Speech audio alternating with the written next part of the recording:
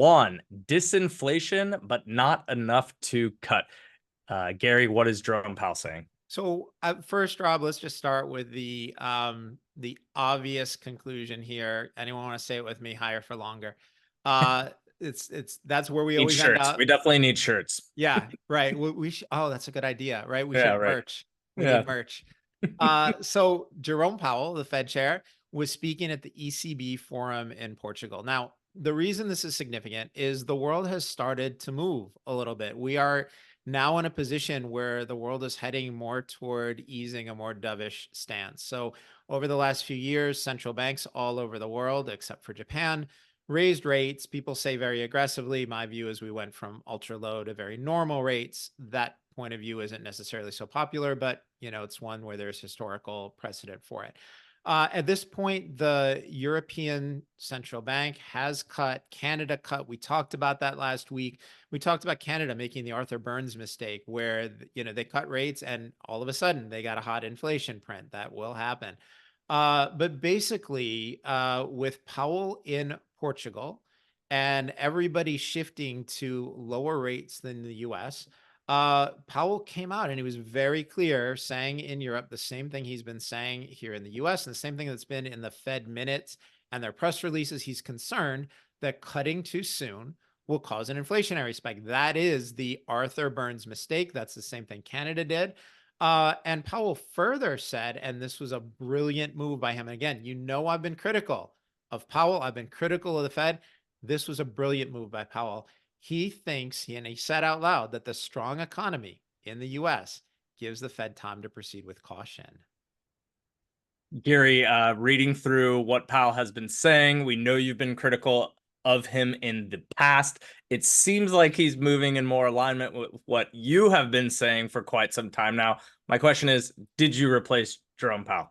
Absolutely not. No. Although I just want to reassure everybody that if anyone with influence can somehow get me in the position of being chairman of the Federal Reserve, I give you my promise that I will close the building, send everyone home, shut it all down, let the market determine it. You guys can pay my salary, not pay my salary. I don't care. Let's just shut down the whole operation. That is my promise to all of you if that were to happen, which the probability is right around zero or actually at zero. So here's the key thing. The reason Powell talking about the strong economy giving the Fed time to proceed with caution, that was a brilliant shot at Congress and the Treasury. So, Rob, on this show, we've talked many times before about what I've termed as the secret war between, or the quiet war between Powell and the Fed on one hand, who want to raise rates to cool the economy and get inflation under control, and Congress, which has been spraying trillions of dollars of stimulus into the economy and the Treasury that's monetizing it. All of that is creating inflation. For the partisans in the crowd, I do not think that this blame for this ridiculous fiscal irresponsibility in Congress falls on any one party. If you're on the team blue, team red, don't bother sending me the hate mail. Everybody's to blame. Both parties are overspending and both parties are approving overspending. So that's a nonpartisan opinion. But Powell actually came out and he flat out said that he thinks that the congressional budgets are unsustainable. So there it is. He'd been really gentlemanly and careful in the past and always said, hey, listen, I don't have control over what Congress does. They're going to do what they're going to do. And he avoided commenting. But this is a situation where he just came out and just flat out said, this is not sustainable. And he's calling Congress out. And from a strategic point of view, it was a brilliant thing because members of Congress who want to get reelected are saying, hey, Fed, come on, lower rates. We want a hotter economy. We want to run for office with a higher GDP and people making more money. And I understand why they want that. For Powell to fire back and say, you guys, like, your spending is ridiculous. And this is the reason, you're throwing so much stimulus into the economy. I have the luxury of not having to cut.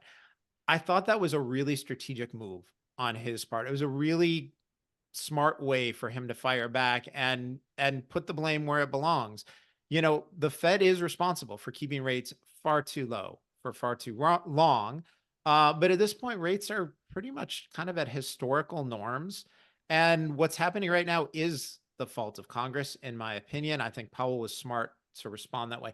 The other thing you said, Rob, that I think is worth pointing out is I'm reading here, he said he did not think the Fed could get inflation down to the 2% target Mm. before the end of next year, not this year, next year. We're talking the end of 2025. So, right now, the futures markets, the interest rate markets are betting that the Fed is going to cut by September. Now, could that happen? Sure. But Powell has flat out said, we're not cutting until we see rates going sustainably to 2%. And he just came out last week and said, yeah, maybe at the end of 2025, we'll get down to 2%. If that's what he thinks, the market thinking he's going to cut in September is basically a bet that the market thinks the economy is going to collapse over the next 2 months. Now, could that happen? Sure. And if it does, I will absolutely change my point of view. But for now, I think as of this morning, the market was betting something like 65%, 66% of a September rate cut. I'm taking the under. And have explained the reasons why. And, the thing that would make me change my mind and say, okay, I was wrong, we should expect a cut by September, would be a total collapse in the economy over the next 6 to 8 weeks. So that's the time frame we're looking at on that September cut. My opinion, and I'm going to play your part, Rob. It is July 8th. There we go. Appreciate that, and we will stay in tune.